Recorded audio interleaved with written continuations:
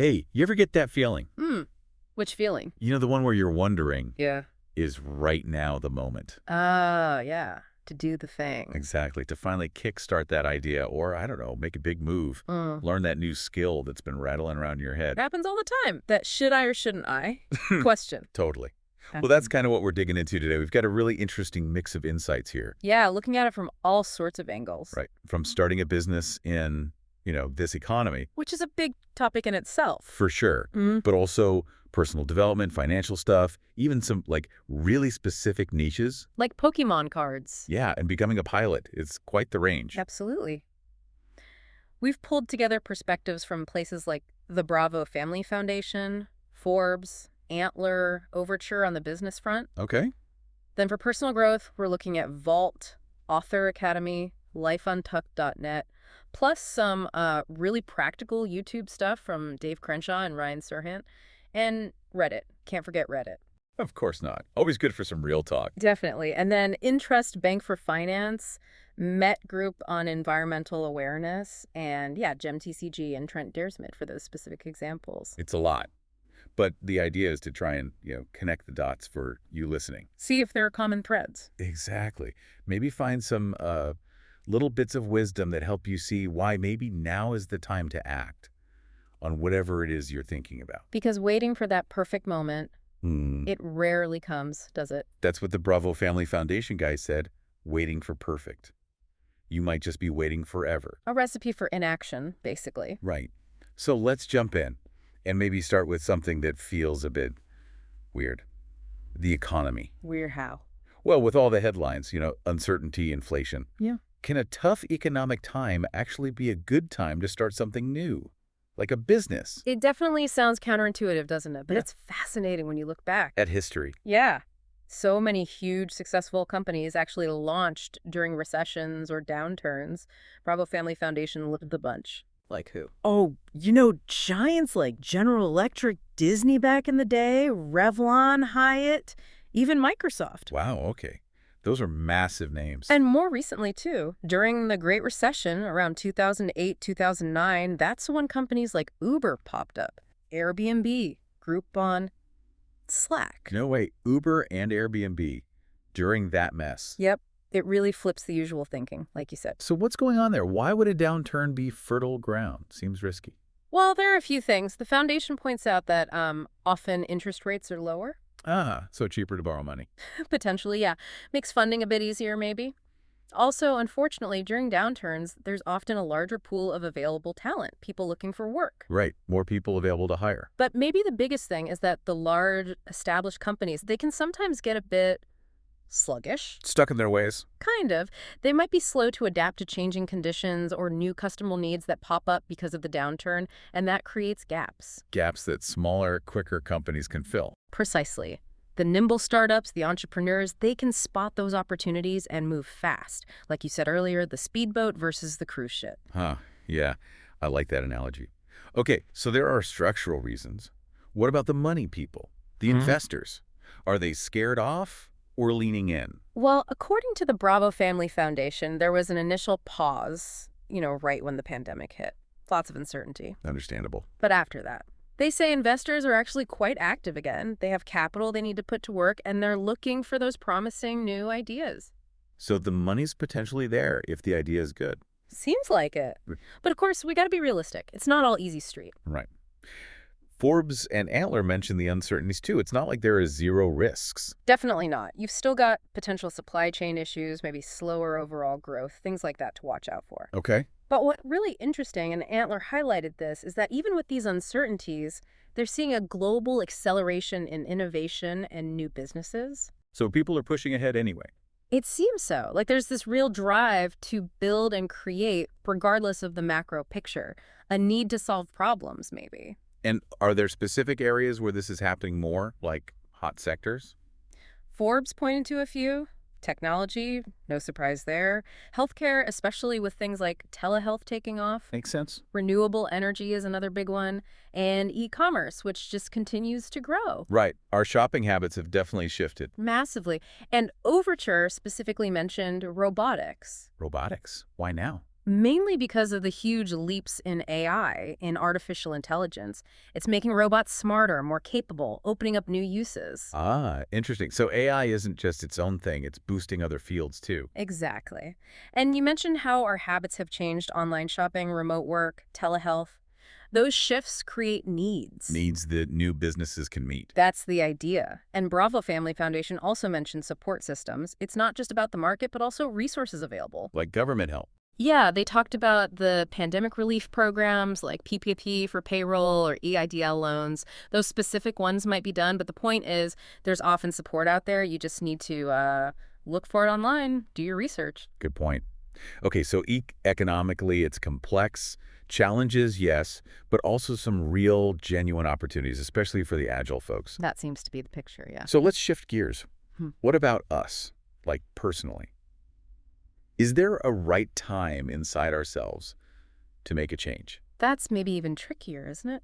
It's so personal. Totally. Lifeuntucked.net had a really good take on this. They basically said, forget January 1st as this magical start date. Huh. Yeah, the pressure of New Year's resolutions. Exactly. They pointed out how many of those fail, often because it's based on external pressure, what we think we should do, not genuine internal desire. I feel that. Like you make this big declaration, but your heart's not really in it. Right, and they actually suggested a different time might feel more natural for many people. Oh, yeah. When? Venom.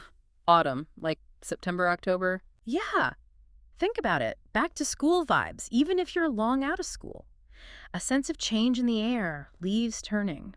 I kind of get that. It feels like a natural transition point, maybe less forced than New Year's. Less pressure, maybe. A quieter, more reflective time to start something. Interesting perspective. And then we had that pretty direct advice from Dave Crenshaw and Ryan Serhant. Their take was less about the calendar and more about other people. Yeah, that was really striking. Their core message was, when everyone else is hesitating or quitting, that might be your signal to go. Like zig when others zag. Kind of. Dave Crenshaw used the gym example. You know how gyms are absolutely rammed in early January? Oh, yeah. Impossible to get a machine. But by February, much quieter. He says for the really committed people, that's actually the better time. Less noise, more focus, more space. So apply that elsewhere. If others are pulling back in business or a project. That could be your opening. Less competition, maybe. Your efforts stand out more. Ryan Serhant was saying something similar: push when others pause. Find the advantage in the quiet moments. Exactly. Be active when others are inactive. And the Reddit thread we looked at, super straightforward on this. Oh, yeah. Reddit always cuts to the chase. What was the vibe there? Just do it, Yeah. basically. The overwhelming theme was the best time is now. No waiting. Pretty much. Someone quoted that classic saying, the best time to plant a tree was 20 years ago. The second best time is now. Yeah. I love that one. That's the one. And another really key insight was about motivation. What about it? That motivation doesn't always come first. Sometimes you just have to start doing the thing, take that first step, and the motivation follows the action. Oh, that's huge. Don't wait to feel inspired. Just act, and the inspiration might catch up. That was the message. Waiting for perfect feelings means you might never start. Just taking one small action can build momentum. I really like that. Okay, so personal timing is less about dates, more about mindset and just starting. Yeah. Now, another thing that kept coming up was tech. How is technology making now a good time? Oh, massively. Forbes and Antler both really hammered this point. Technology has just dramatically lowered the barrier to entry for so many things. How so? Tools are just way more accessible and affordable now. Think about cloud computing. You don't need to buy massive servers anymore. Right, your rent capacity. Exactly. Pay as you go. Then you've got powerful AI tools becoming more user-friendly, sophisticated digital marketing platforms you can manage yourself. It means you can launch something, reach people, without needing a fortune up front. It democratizes things a bit. Yeah, that's a good way to put it. And it's not just the tools we can use, it's also how everyone else is behaving. Our habits have changed so much. You mean like online shopping and all that? Yeah, Forbes, Bravo Family Foundation, Met Group, they all talked about this huge shift. Online shopping, yeah, but also using digital services for everything, remote work becoming normal. And people seem more open to trying new apps, new ways of doing things. Totally. We live on our phones now, right? People are just generally more receptive to new ideas, new platforms, new services that solve a problem or make life easier. Plus, there's that growing desire for sustainable and ethical options, too. So this constant change creates openings. Big time. It creates this fertile ground for startups because they're often the ones who are built to be flexible, to adapt quickly to these new needs and behaviors. Unlike the big old cruise ships again. Exactly. They can pivot faster. And Overture pointed out how AI is specifically creating new niches, building specialized AI for certain industries, or using AI to make fields like robotics viable in new ways. There's not just general tech, but specific applications are booming. Definitely. Think AI for logistics, manufacturing, healthcare diagnostics. It's getting very domain specific. It's pretty exciting, the pace of it all. Okay, let's talk personal development. Learning new things. How does starting something fit with that? Well, learning is always good, right? Vault laid out some great benefits, improves your brain, your mood, opens doors career-wise. Makes you more adaptable. Yeah, and more interesting maybe. But crucially, in a world changing this fast, constant learning is kind of essential just to stay relevant. Keep your skills sharp. Keep yourself future-proof, as they say. Sort of, yeah. And Overture made a really interesting link here to startups. What was that? They argued that if you want to learn fast, especially about cutting-edge tech like AI, launching your own thing or joining an early-stage startup is one of the quickest ways to do it. Faster than, say, a big corporate training program. Potentially, yeah. Because in a startup, you're often thrown in the deep end. You have to learn, adapt, apply the tech constantly just to survive and grow. It forces a very steep learning curve. Sink or swim learning. Pretty much. Accelerated learning, they called it. And it's not just tech skills either. No. Think about something like writing a book.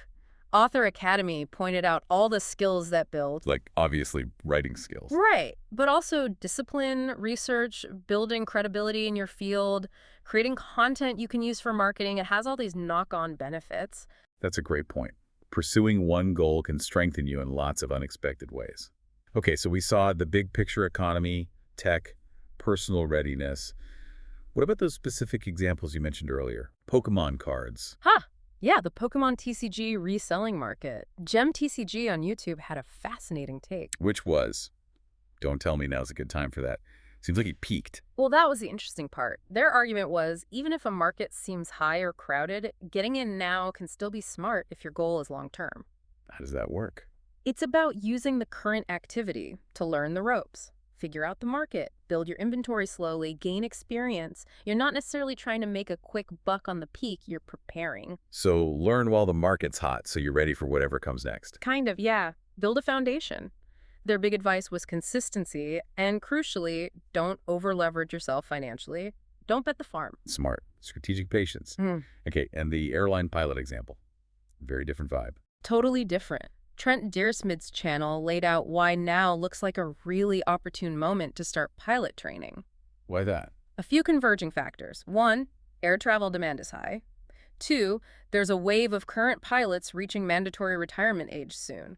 Creating a shortage. Exactly. Which leads to point 3.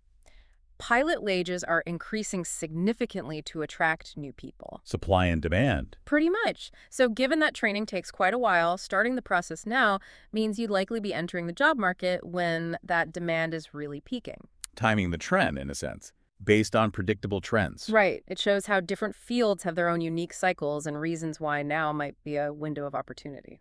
Fascinating. Okay, so we've covered a ton of ground. Business, personal, tech, specific markets.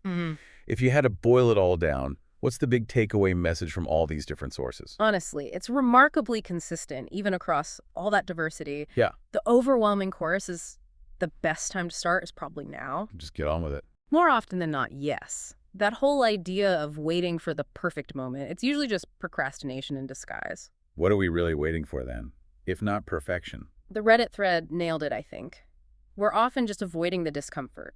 Fear of the stress, fear of messing up, fear of failure. Yeah, that sounds familiar. It feels safer not to start sometimes. But Overture reminded us there's risk in not starting too, right?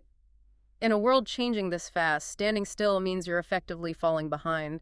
Inaction has consequences. True. So the advice is to overcome that inertia. Yes. And almost everyone emphasized starting small. Don't feel like you have to launch the finished, perfect thing on day one. Just take a step. Exactly. Ryan Serhant called it achieving micro wins. Tiny successes that build confidence, build momentum. Identify one small thing you can do today and just do it. Don't overthink it. Don't overthink it. Get the ball rolling. He also made a good point that, tough patches are usually temporary. If you put in the work, it generally pays off eventually. Okay, so the case for now seems pretty strong, actually.